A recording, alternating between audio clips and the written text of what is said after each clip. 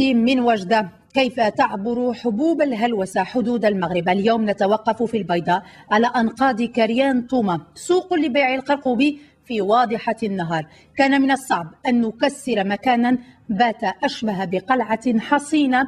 بكاميرا خفية رصدنا صورا صادمة، لنتابع هذا الروبورتاج.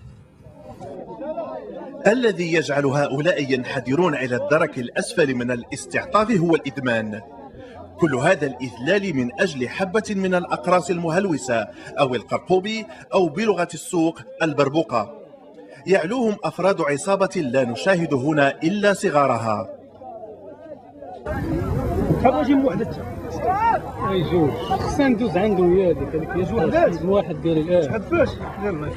هي أشبه بالخنادق التي يصعب اجتيازها.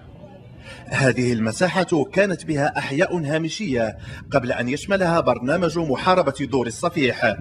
العصابات المنظمة اختارت من المكان الذي يجري تجهيزه ليصبح حيا سكنيا، وجعلت منه سوقا خاصا لترويج بضاعتها في إجراء احترازي لاستباق أي إنزال أمني. باعة مباشرون يحميهم فتوات بسيوفهم، ومراقبون وعيون خوفا من دوريات الشرطة. وبالحي الصفيحي المجاور نجد الوسطاء.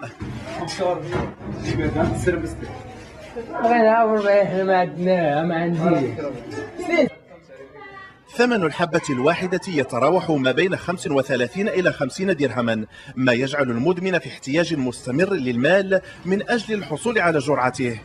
ومن أجل الحصول على المال تلك قصة أخرى.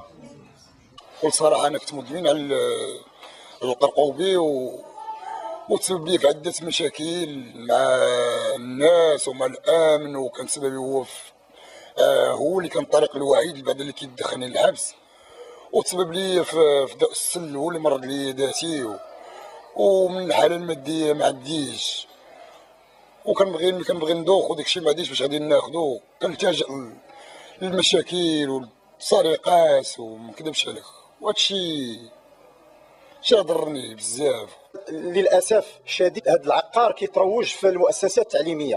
لقينا بان وليدات عندهم 14 عام 13 عام 12 عام كيتناولوا هذا العقار السام. لقينا وليدات قاتلين اللي عندهم 14 عام 15 عام قاتلين الاصول. الدور ديال السياسيين ديال هذه البلاد، لان خصو يكون واحد مشروع قانون وتصادق عليه في البرلمان باش نحدوا من هذه الظاهره الخطيره اللي ولات كتنخر الاجساد ديال الشباب ديال هذه البلاد، لان راس المال ديال هذه البلاد هو الشباب ديالو.